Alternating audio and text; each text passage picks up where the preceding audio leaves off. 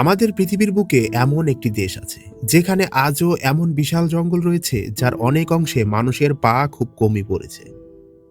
এই দেশে রয়েছে পৃথিবীর অন্যতম গভীরতম নদী। এই নদীকে ঘিরেই গড়ে উঠেছে লাখো লাখো মানুষের জীবন, সংস্কৃতি এবং জীবিকার গল্প। এই দেশের জঙ্গল ও নদীকে ঘিরে জন্ম নিয়েছে অসংখ্য অমীমাংসিত রহস্য এবং অজানা কাহিনী, যা আজও মানুষের কৌতূহলকে বাড়িয়ে দেয়। একদিকে ঘন অরণ্য, অন্যদিকে শক্তিশালী নদী। প্রকৃতি যেন এই দেশকে নিজের হাতে সাজিয়ে তুলেছে। তবুও প্রাকৃতিক সম্পদে সমৃদ্ধ এই দেশটির ইতিহাস খুব একটা সুখের নয়। যুদ্ধ, সংগ্রাম এবং সাহসের অসংখ্য গল্প লুকিয়ে আছে তার প্রতিটি অধ্যায়। আজকের এই ভিডিওতে আমরা জানব কঙ্গো গণতান্ত্রিক প্রজাতন্ত্রের বিস্ময়কর ইতিহাস নিয়ে, যা শুনে আপনি সত্যিই অবাক হয়ে যাবেন। এসটিআর বাংলা নতুন হলে সাবস্ক্রাইব করতে ভুলবেন না। আফ্রিকা মহাদেশের ঠিক মাঝামাঝি অংশে অবস্থিত কঙ্গো গণতান্ত্রিক প্রজাতন্ত্র। আয়তনের দিক থেকে এটি আফ্রিকার দ্বিতীয় বৃহত্তম দেশ। এই দেশকে ঘিরে গড়ে উঠেছে নানা গল্প, কিংবদন্তি আর অজানা রহস্য। দেশটির বুক চিরে বয়ে চলেছে শক্তিশালী কঙ্গো নদী, যা পৃথিবীর অন্যতম গভীরতম নদী হিসেবে পরিচিত। হাজার হাজার বছর ধরে এই নদীকে ঘিরেই গড়ে উঠেছে মধ্য আফ্রিকান প্রজাতন্ত্র। এছাড়াও রয়েছে দক্ষিণ সুদান, উগান্ডা, রুয়ান্ডা, বুরুন্ডি এবং তানজানিয়ার মতো দেশগুলো। এই সবগুলোই দেশ কঙ্গো নদীর ওপর নির্ভরশীল। এই নদী ছাড়া পুরো আফ্রিকাকে কল্পনাই করা যাবে না। কঙ্গো গণতান্ত্রিক প্রজাতন্ত্র এমন একটি দেশ যেখানে এক স্থান থেকে আরেক স্থানে যাওয়াই অনেক সময় জীবনের সবচেয়ে বড় চ্যালেঞ্জ হয়ে দাঁড়ায়। দেশের অধিকাংশ সড়ক ভাঙাচোরা এবং চলাচলের জন্য অযোগ্য, তাই মানুষকে নির্ভর করতে হয় এই কঙ্গো নদীর উপর। কিন্তু সেই নদীপথও মোটেও নিরাপদ নয়। প্রতিটি যাত্রাই যেন মৃত্যুকে সঙ্গে নিয়ে এগিয়ে চলার মতো। চলুন জেনে আসি কিছু মানুষের জীবনের গল্প। এই কাঠ হারিয়ে যাওয়া মানে বিশাল ক্ষতি হয়ে যাওয়া। কিন্তু শুধু কাঠই নয়, এই ভেলার উপর নির্ভর করছে প্রায় 50 জন মানুষের জীবন। তাদের মধ্যে পণ্য বিক্রি করতে পারলেই পরিবারের জন্য কিছু টাকা নিয়ে বাড়ি ফেরা যাবে। এই দীর্ঘ যাত্রায় যাত্রীদের জন্য আলাদা কোনো সুব্যবস্থা নেই। নদীর পাশের গ্রামের মানুষ ছোট ছোট নৌকা নিয়ে আসে। তারা ফল, মাছ, সবজি এবং নানা ধরনের খাবার বিক্রি করে। এই মানুষগুলোর কারণেই যাত্রীরা প্রতিদিন খাবার জোগাড় করতে পারে। এটি আফ্রিকার আর 10টি দরিদ্র দেশের মতোই একটি দেশ, কিন্তু বাস্তবতা সম্পূর্ণ ভিন্ন। প্রাকৃতিক সম্পদের দিক থেকে কঙ্গো পৃথিবীর অন্যতম ধনী দেশ। এই দেশের মাটিতে রয়েছে হীরা, সোনা, তামা, কোবাল্ট, কোলটান, টিন, লিথিয়ামের মতো সব মূল্যবান খনিজ সম্পদ। বিশ্বের স্মার্টফোন, ল্যাপটপ এবং বৈদ্যুতিক গাড়ির ব্যাটারি তৈরিতে গুরুত্বপূর্ণ খনিজ সম্পদ হচ্ছে এগুলো। কোবাল্টের একটি বড় অংশ আসে এই কঙ্গো থেকে। এত সম্পদ থাকা সত্ত্বেও দেশের অধিকাংশ মানুষ এখনো দারিদ্র্যের মধ্যে জীবন কাটায়। কঙ্গোর বেশিরভাগ মানুষ প্রতিদিন $2ও ইনকাম করতে পারে না। কঙ্গো দেশের এই মানুষগুলোর ভয়াবহতার পিছনে জড়িয়ে রয়েছে এদের ইতিহাস।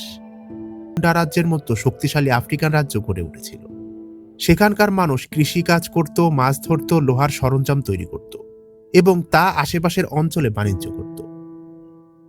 কিন্তু 1500 শতকের শেষ দিকে ইউরোপীয় নাবিকরা সর্বপ্রথম এই কঙ্গো অঞ্চলে পৌঁছায়। এরপর ধীরে ধীরে ইউরোপীয় ব্যবসায়ীরা এখানকার মানুষের ওপর আস্তে আস্তে প্রভাব বিস্তার শুরু করে।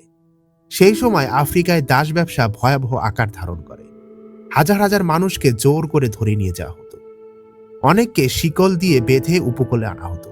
তারপর জাহাজে তুলে আমেরিকা এবং বিশ্বের বিভিন্ন দেশে দাস হিসেবে বিক্রি করা হতো। এই নির্মম দাস ব্যবসার ফলে অসংখ্য পরিবার চিরদিনের মতো বিচ্ছিন্ন হয়ে যায়। 1885 সালে ইউরোপের বিভিন্ন দেশের নেতারা জার্মানির বার্লিনে একটি সম্মেলন করেন। সেই সম্মেলনের পর কঙ্গো অঞ্চল বেলজিয়ামের রাজা দ্বিতীয় লিওপোল্ডের কাছে হস্তান্তর করা হয়। এটি ছিল ইতিহাসের একটি বিরল ঘটনা, যেখানে একটি পুরো দেশকে কোনো রাষ্ট্রে নয়, একটি রাজার ব্যক্তিগত মালিকানায় অংশ হয়। লিওপোল্ড কঙ্গোর নাম দেন কঙ্গো ফ্রি স্টেট। নামে ফ্রি বা স্বাধীনতা থাকলেও বাস্তবে এটি ছিল ভয়ঙ্কর শোষণের একটি কেন্দ্র। লিওপোল্ডের সৈন্যরা গ্রামের মানুষকে জোর করে জঙ্গলে পাঠাতো রাবার সংগ্রহ করতে। নির্ধারিত পরিমাণ রাবার দিতে না পারলে তাদের উপর আসতো নির্মম শাস্তি। অনেকে বেত্রাঘাত করা হতো, গ্রামের পর গ্রাম জ্বালিয়ে দেওয়া হতো। এই নিষ্ঠুর শাসনের কারণে লক্ষ লক্ষ কঙ্গোলিজ মানুষের মৃত্যু হয়। এরপর লিওপোল্ডের শাসনের ভয়াবহতা নিয়ে আন্তর্জাতিকভাবে সমালোচনা শুরু হলে 1908 সালে বেলজিয়াম সরকার কঙ্গোকে নিয়ন্ত্রণ নেয়। অবশেষে 1960-এর দশকে কঙ্গো স্বাধীনতা লাভ করে। তবে এই স্বাধীনতাও তাদের জন্য সুফল বয়ে আনে না। দেশটি রাজনৈতিক সংকট, সামরিক অভ্যুত্থান, গৃহযুদ্ধ এবং পশ্চিমাদের অবাধ বিচরণ কঙ্গোকে ভিতর থেকে পুরোপুরি শেষ করে দেয়, যার চিত্র আজও এখানকার মানুষরা বহন করে চলছে। তবে কঙ্গো প্রাকৃতিক সম্পদে ভরপুর একটি দেশ। এই দেশের সবচেয়ে বড় সম্পদগুলোর মধ্যে অন্যতম হচ্ছে বিশাল কঙ্গো রেইন ফরেস্ট। এটি পৃথিবীর দ্বিতীয় বৃহত্তম রেইন ফরেস্ট, যা প্রায় 6টি দেশের বিস্তীর্ণ এলাকা জুড়ে ছড়িয়ে রয়েছে। কঙ্গো রেইন ফরেস্টে হাজার হাজার প্রজাতির গাছপালা, পাখি এবং বন্যপ্রাণীর বাস। এর মধ্যে সবচেয়ে বিস্ময়কর প্রাণীর নাম হচ্ছে ওকাপি। দেখতে কিছুটা জিরাফ এবং জেব্রার মিশ্রণের মতো হলেও এটি আসলে জিরাফ পরিবারেরই অংশ। ওকাপির শরীরে গাঢ় বাদামি রঙের সঙ্গে পায়ে সাদা কালো ডোরা কাটা দাগ, যা তাকে জঙ্গলের ভেতরে সহজেই লুকিয়ে থাকতে সাহায্য করে। আফ্রিকার ইউনিকর্ন খ্যাত এই প্রাণীকে পৃথিবীর আর অন্য কোনো দেশে পাওয়া যাবে না, তাই হয়তো এই প্রাণীকে আফ্রিকান ইউনিকর্ন বলা হয়। এই কঙ্গো দেশের রেইন ফরেস্টকে ঘিরে বহু অজানা রহস্য মানুষের মুখে মুখে প্রচলিত।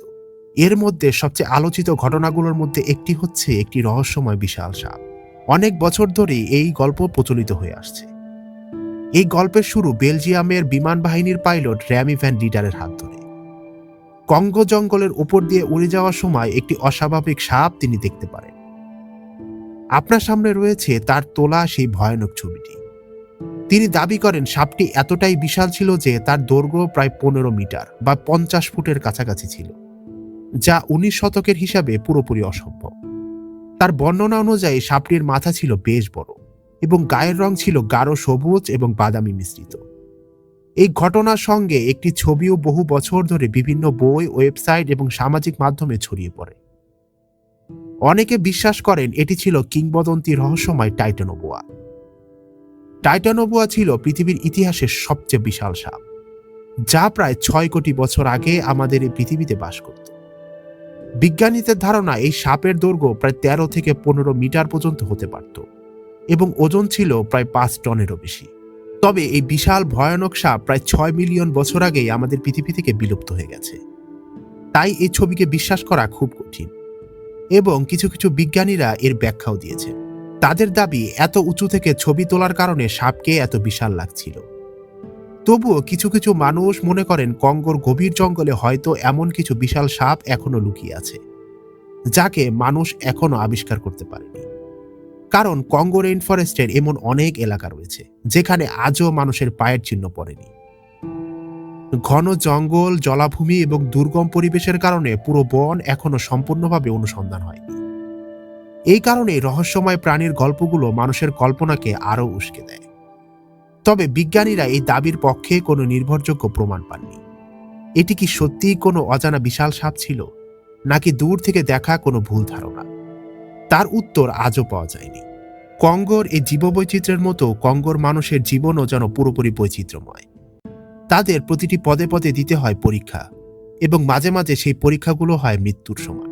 আজকের ভিডিওটি আপনার কাছে ইনফরমেটিভ লাগলে অবশ্যই এসটিআর বাংলাকে সাবস্ক্রাইব করে রাখুন।